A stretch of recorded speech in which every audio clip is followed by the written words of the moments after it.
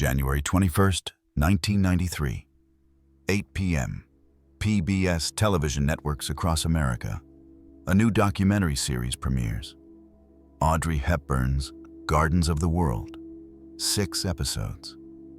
Audrey Hepburn hosting. Visiting the most beautiful gardens on Earth. The opening credits roll. There she is, Audrey, elegant, graceful, walking through a garden in springtime, smiling, alive. But she's not alive. Audrey Hepburn died yesterday, January 20th, 1993, 8:30 p.m., at her home in Switzerland, surrounded by family, cancer, age 63. The documentary premiering tonight was filmed months ago, before the cancer won, before she lost the battle, before her body gave out. Millions of Americans tune in, not because they're excited about gardens, but because they want to see Audrey one last time. Hear her voice, watch her move, pretend she's not gone. The irony is devastating. Audrey spent months filming this documentary, her final project, her last professional work, rushing to complete it, racing against death, hoping to finish, hoping to see it premiere. She finished, but she didn't see it. Died one day too soon. 24 hours. That's all she needed. One more day. The documentary will be nominated for an Emmy. It will win. Audrey Hepburn will complete her EGOT, Emmy, Grammy, Oscar, Tony. One of only 14 people in history to achieve this. But she'll never know. Never hold the Emmy. Never give an acceptance speech. Never experience the completion of a lifetime achievement. She'll die thinking she came so close. Thinking the Emmy might never come. Thinking her EGOT will remain incomplete. This is the story of Audrey Hepburn's final achievement. The Emmy she won dead. The documentary that premiered the day after her death. The race against cancer to complete one last thing. And the tragic timing that meant she never knew she'd succeeded. To understand why this Emmy mattered so much, you need to understand EGOT. Emmy, Grammy, Oscar, Tony. The 4 major American Entertainment Awards. Winning all 4 makes you one of the rarest performers in history. As of 1992, only 13 people have achieved EGOT status. Richard Rodgers, Helen Hayes, Rita Moreno, John Gielgud. A tiny, exclusive club. Audrey Hepburn has 3. Oscar, 1954, Roman Holiday. Best Actress, her first major film. Instant stardom, age 24. The award that changed everything. Tony, 1954. Ondine, Best Actress in a Play. Same year as the Oscar. Broadway success. Proving she's not just a film star. She can do theater too. Grammy, 1994. Posthumous. Spoken word album for children. Audrey Hepburn's Enchanted Tales. But this Grammy comes after her death. Doesn't count for the EGOT during her lifetime. Wait. Let me correct that. Audrey actually won a Grammy in 1993, just before or around the time of her death, for the spoken word album. But the Emmy is the missing piece during her active career. What Audrey lacks, what she's always lacked, is an Emmy. Television work. And in the 1950s and 60s, television is beneath film stars. Audrey does movies, not TV. TV is for has-beens, for actors whose film careers are over. But by the 1980s, that stigma is fading. Meryl Streep does TV movies. Elizabeth Taylor does TV specials. Television is respectable now, even prestigious. Audrey starts thinking, maybe I should do television. Maybe I can complete my EGOT. Maybe there's one more achievement left. 1990. Audrey is 61 years old, semi-retired from acting, focused on UNICEF humanitarian work, traveling the world. But she's thinking about legacy, about what she'll leave behind, about completing things. I never won an Emmy, Audrey mentions to her partner, Robert Wolders. Does that bother you? A little. Not for ego, but for completion. I have the Oscar, the Tony. The Grammy might come someday. But the Emmy, that feels possible, achievable. Then do a television project. Like what? A sitcom? A drama? Something you actually care about. Something meaningful. Audrey thinks. What does she care about? Gardens, nature, beauty, growing things. She's spent 30 years in her Swiss garden, cultivating flowers, planting vegetables, finding peace in soil and sunlight. I could do a documentary, Audrey says slowly, about gardens, the most beautiful gardens in the world. I could host it, visit each location, talk about the flowers, the history, the beauty. That sounds perfect. Very you. But would PBS be interested? Would anyone watch a documentary about gardens? They'd watch anything with you in it. That's true. Audrey is still Audrey. Still iconic, still beloved. Her name alone guarantees viewers, even for something as quiet as a garden documentary. Audrey contacts PBS, pitches the idea. Audrey Hepburn's Gardens of the World, 6 episodes, filming across multiple countries, showcasing the most beautiful gardens on Earth. PBS is immediately interested. When can you start filming? Soon, Audrey says. I want to do this soon. What she doesn't say, I'm 61. I don't know how much time I have. I need to finish this while I still can. 1990 to 1991. Gardens of the World. Filming begins. The production takes Audrey across 7 countries: England, France, Italy, Japan, America, the Netherlands. Each location features a historic, beautiful garden. The schedule is grueling: international travel, long filming days, physical demands. Audrey is 61 years old. This is exhausting. But she loves it. Every moment, every garden, every flower. This project isn't work. It's passion. It's everything she's loved for decades. Finally getting documented. Episode 1, England. The gardens of English country estates. Roses, hedges, perfectly manicured lawns. Audrey walks through each garden explaining the history, the cultivation, the meaning.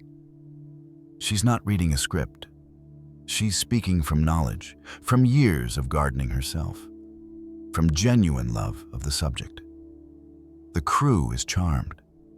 They've worked with celebrities before, divas, prima donnas, people who treat production staff like servants. Audrey is different, kind, humble, makes tea for the crew, remembers everyone's names. This is my last project, Audrey mentions casually one day. I want it to be good. I want it to matter. Last project? The director asks. Are you retiring? I'm 61. I've been working since I was 19, 42 years. It's time to stop. But you're Audrey Hepburn. You could work forever. I could. But I don't want to. I want to finish this. Go home to Switzerland, work with UNICEF, spend time in my own garden. That's enough. The director hears what Audrey doesn't say. I'm tired. I'm done. This is goodbye. Filming continues. France. The Gardens of Versailles. The formal French style. Symmetry, order, beauty. Italy. Villa d'Este. Renaissance gardens, water features, fountains, ancient beauty. Japan. Kyoto gardens. Zen principles. Simplicity, meditation, spiritual gardens. Each location teaches Audrey something, reminds her why she loves this, why gardens matter. They're not just decorative, they're life, growth, renewal, hope. 1991. Filming wraps, 6 episodes complete. Audrey is exhausted but satisfied. This is good. This is meaningful. This could win awards. Do you think I'll get an Emmy nomination? Audrey asks Robert. Absolutely. This is beautiful work. I hope so. I'd like to complete my EGOT before I die. You're 62. You have years left, maybe. But I'd like to know. I'd like to achieve it. Not posthumously, while I'm alive. Robert hears the urgency in her voice, the fear, the awareness that time is limited. But he doesn't press, doesn't ask why she's so focused on this, just supports her. The documentary enters post-production, editing, music, narration, scheduled for January 1993 premiere. PBS starts promoting it. Audrey Hepburn's final television project. Audrey hates that phrasing. Final sounds like death, like ending, like no more chances, but it's accurate. This is her final television project, her final chance at an Emmy, her final attempt to complete her EGOT while alive. November 1992, 2 months before the documentary premiere. Audrey is in Los Angeles, giving a speech at a UNICEF event, fundraising, doing what she's done for years. She feels pain, abdominal pain, sharp, persistent. She ignores it. Probably indigestion, stress, too much travel. But the pain worsens, becomes unbearable. Audrey sees a doctor, scans are ordered, tests are run. November 1st, 1992. The diagnosis, appendiceal cancer. Pseudomyxoma peritonei, rare, aggressive, already advanced. The doctor is blunt. This is serious. We need surgery immediately. Even then, prognosis isn't good. How long do I have? Audrey asks. Calm, direct. She's lived through war, starvation, loss. She can handle truth. With surgery and treatment, maybe a year, maybe 2. Without treatment, months. And treatment involves surgery to remove visible tumors, chemotherapy, radiation. It's aggressive. The cancer is aggressive, Audrey thinks. She's 63 years old. She's had a full life, beautiful life, career, children, grandchildren, love, legacy. I want the surgery, Audrey decides. But I'm not doing chemotherapy, not radiation. I want quality time, not quantity. Without chemo, the cancer will return. I know. But I'll have months of feeling good. Rather than years of feeling sick, I choose good months. The surgery is scheduled. November 1992, Cedars-Sinai Medical Center, Los Angeles. Robert Wolders is with her. Her sons Sean and Luca fly in. They all know this is serious. This could be the end. The surgery reveals worse news. The cancer is everywhere. Stomach, intestines, abdominal cavity. They remove what they can. But it's not enough. It will come back. Soon. Audrey wakes from surgery. groggy, in pain. Robert is beside her. How bad? They got some of it, but not all. How long? Months, maybe 6, maybe less. Audrey absorbs this. 6 months, January, February, March, April, May, June, if she's lucky. The documentary premieres January 21st, Audrey says. Her first thought, not death, not pain. The documentary. Yes, I need to live until then. I need to see it premiere. You will, you'll be fine, but they both know. 6 months is optimistic. Cancer doesn't follow schedules, doesn't wait for convenient times, doesn't care about documentary premieres. Audrey returns to Switzerland. La Paisible, her home, her garden, the place she's loved for 30 years. She'll die here. She knows that. But she wants to live first. Wants to see her documentary premiere. Wants to know if she'll win the Emmy. Wants to complete her EGOT. December 1992. Audrey is weak, in pain, but fighting. Christmas is approaching. Her last Christmas. She doesn't say that, but everyone knows. Sean and Luca visit, bring their children, Audrey's grandchildren. She holds them, smiles, pretends she's fine. But the pain is constant, relentless. The documentary premieres in 4 weeks, Audrey mentions. January 21st. I want to watch it. With all of you. We'll watch it together, Sean promises. And if it wins an Emmy, I want to know. I want to hear about it. You'll know. You'll be there. But Audrey's body is failing. Cancer is spreading. Pain medication increases. She's sleeping more, eating less, fading. Robert sees it, knows time is running out. Should we contact PBS? Ask them to premiere it early? So you can see it? No, Audrey says firmly. They have a schedule. Promotions. I won't disrupt that. I'll wait. But if you, I'll wait. Stubborn. Even dying, Audrey is stubborn. Professional, considerate of others. Won't ask for special treatment, even if it means missing her own premiere. January 1993. Audrey is bedridden. The cancer won. Surgery helped for weeks. But now it's back, everywhere. Unstoppable. She's at home, La Paisible. Her bedroom overlooks the garden. Even in winter, it's beautiful. Snow-covered, peaceful. The place she's loved most in the world. January 10th, 1993.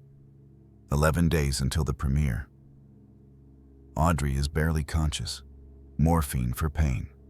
Drifting in and out. Family surrounds her. Robert, Sean, Luca. Grandchildren visit. Say goodbye. But Audrey rallies, fights, holds on. Because the premiere is in 11 days. She needs to last 11 more days. You don't have to wait, Robert tells her gently. If you need to go, go. Don't suffer for a television premiere. I want to see it, Audrey whispers. Voice weak, barely audible. I want to know. I want to finish. You've already finished. The documentary is done. It's beautiful. You succeeded. But I won't know. If I die now, I'll never know if it wins. If I complete my EGOT, I need to know. The EGOT. Even dying, she cares. Not for ego, but for completion. For finishing what she started. For achieving something rare. Something meaningful. January 15th, 1993. 6 days until premiere. Audrey is worse, Doctor visits, checks vitals, shakes his head. Days, maybe hours. Can she last 6 more days? Robert asks. But Audrey holds on. Somehow. Willpower, stubbornness, desire to see one more thing, achieve one more goal. January 18th, 1993. 3 days until premiere. Audrey is semi-conscious, breathing shallow.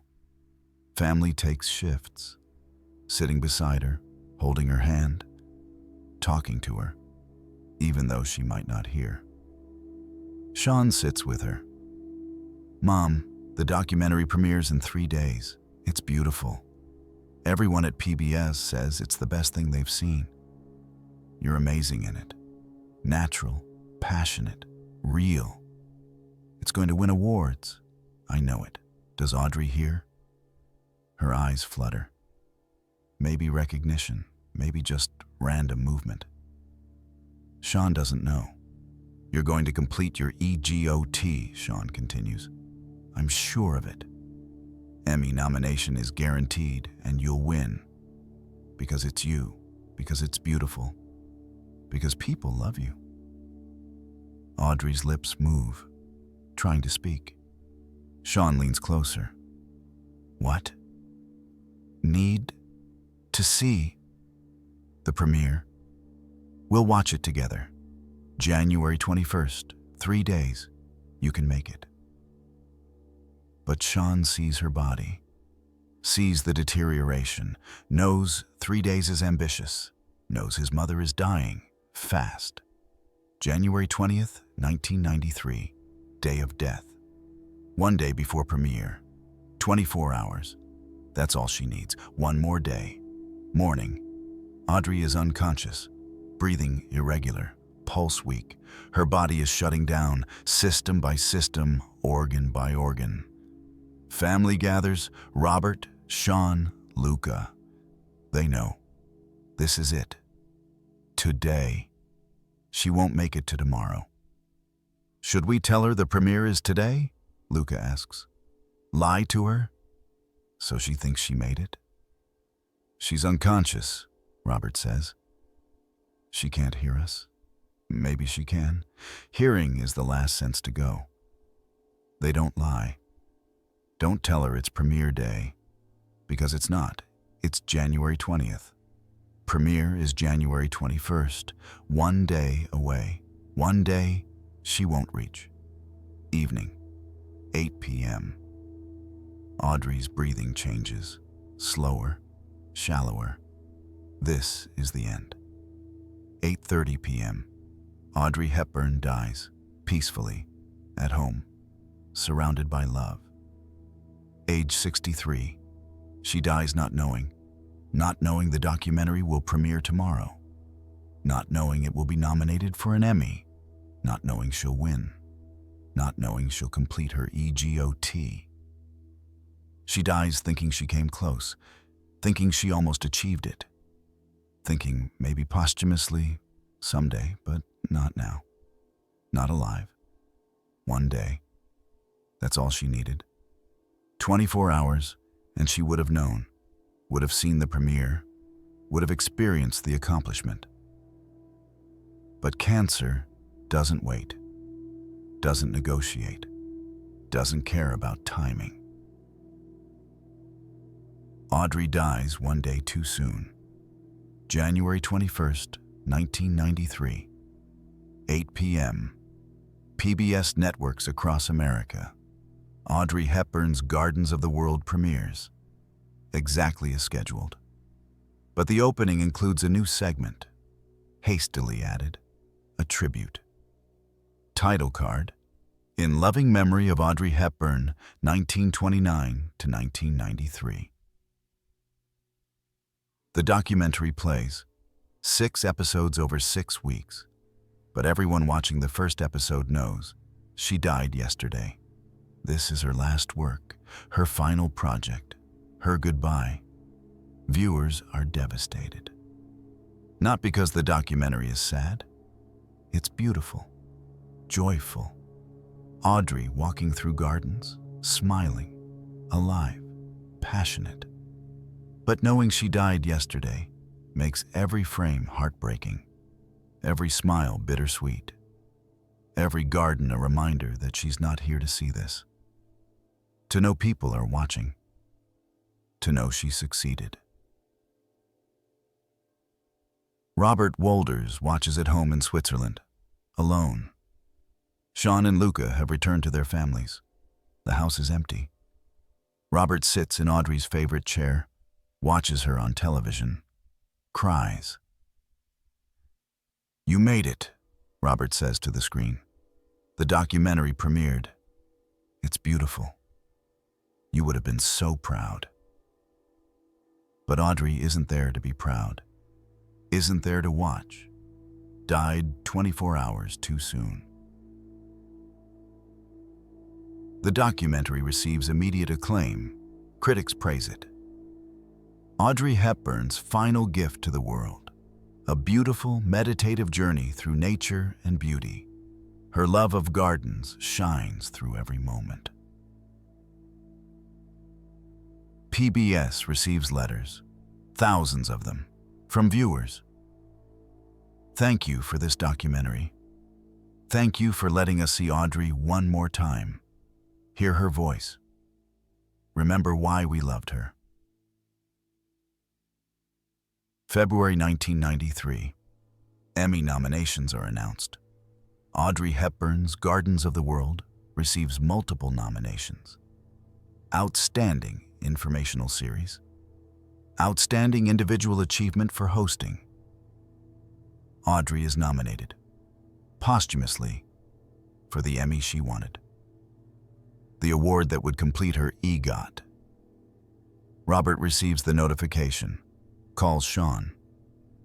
"Your mother was nominated for an Emmy, for Gardens of the World." "She'd be thrilled," Sean says, voice thick with emotion. "She wanted this so badly." "Do you think she'll win?" "She should. The documentary is incredible. But even if she doesn't, she was nominated. That means something." But they both want her to win.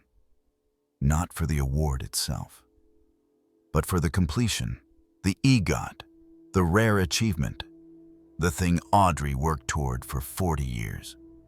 September 1993, Emmy Awards ceremony, Primetime Emmy Awards, Los Angeles. Gardens of the World is competing in multiple categories. Sean attends, representing his mother, sitting in the audience, nervous, hoping. The category is announced. Outstanding Individual Achievement for Hosting, Informational Programming. The nominees are listed. Audrey's name, her face on the screen, footage from Gardens of the World. Audrey walking through a garden, smiling, alive. The audience applauds, long, sustained. Not polite applause, emotional applause, grieving applause, people mourning, people remembering, people celebrating a life. The envelope is opened. The winner announced. Audrey Hepburn, Gardens of the World. The audience erupts. Standing ovation, 2 minutes, 3, people crying, applauding, honoring. Sean walks to the stage, accepts the Emmy on his mother's behalf, holds the statue, looks at it, thinks, she never got to hold this, never got to feel its weight, never got to know she won. At the podium, Sean speaks.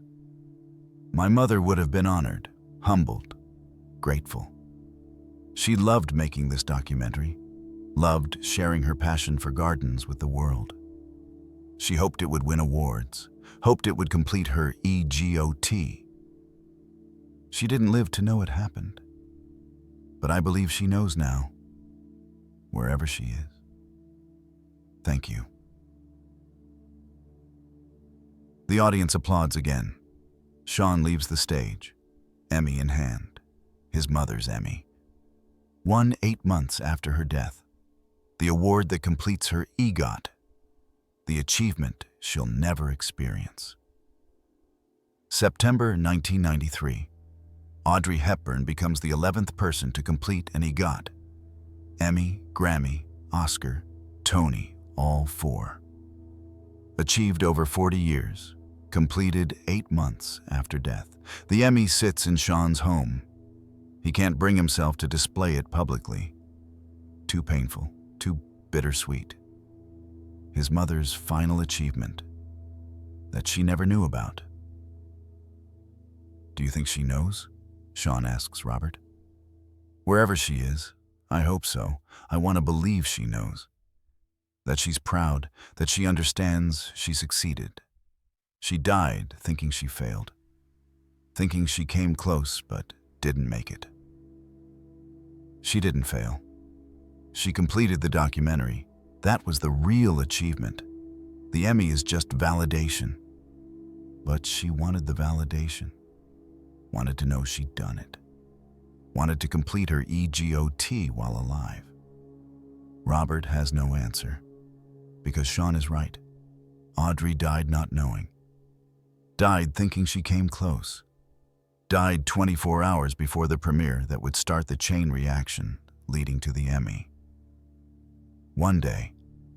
That's the tragedy. One more day, and she would have seen the premiere. Would have read the reviews, would have known people loved it.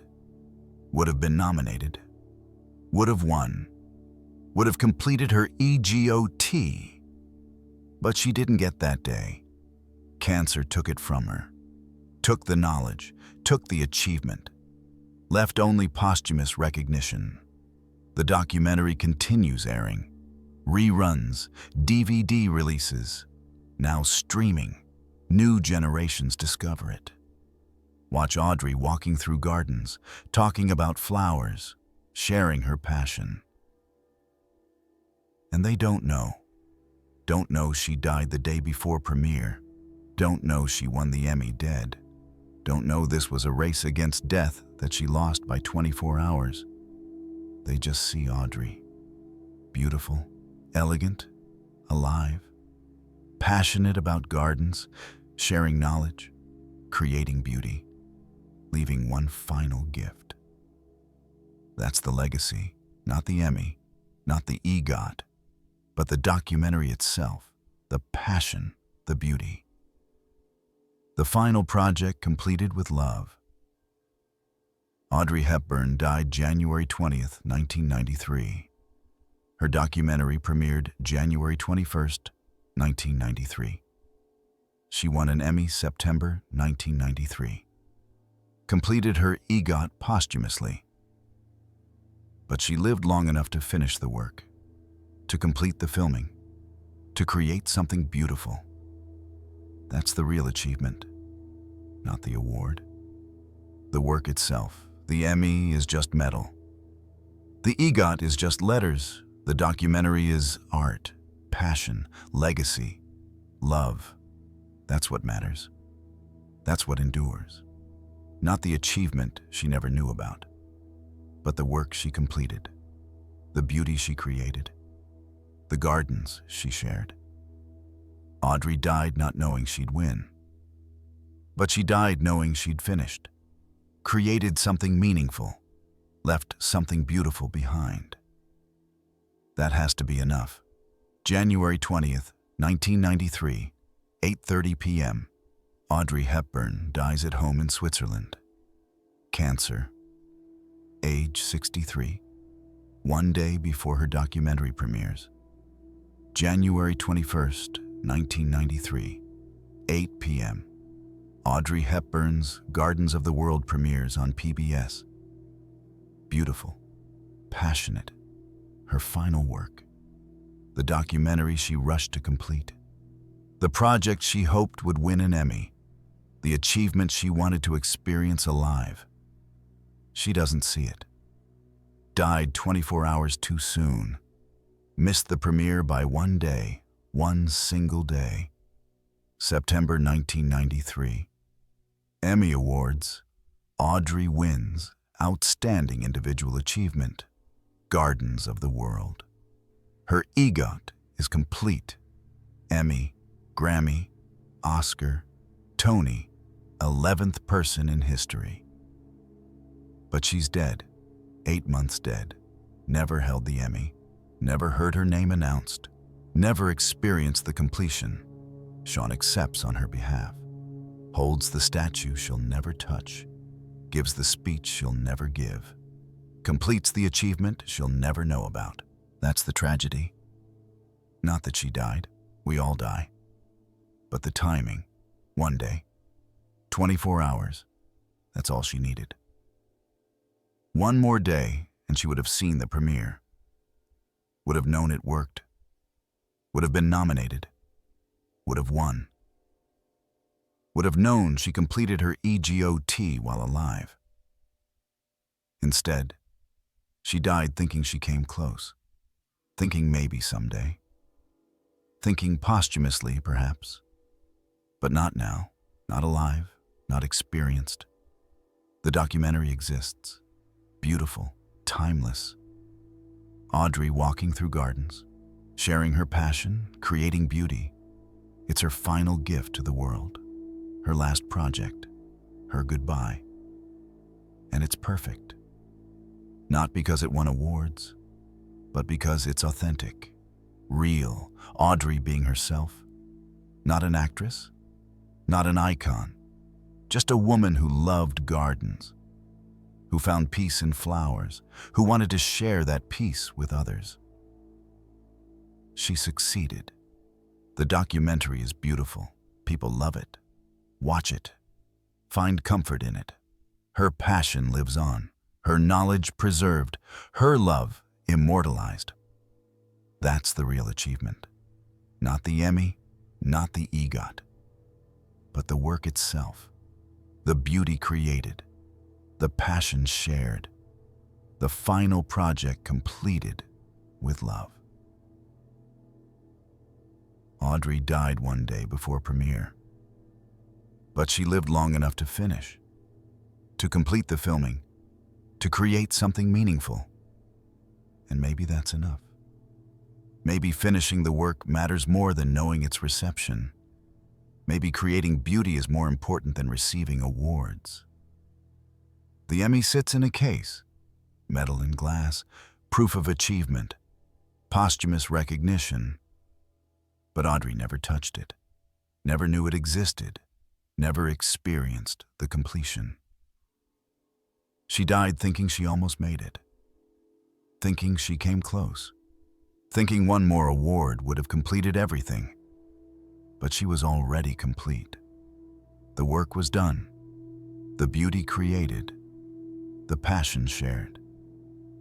The Emmy didn't complete her. She completed the work. And that's what matters.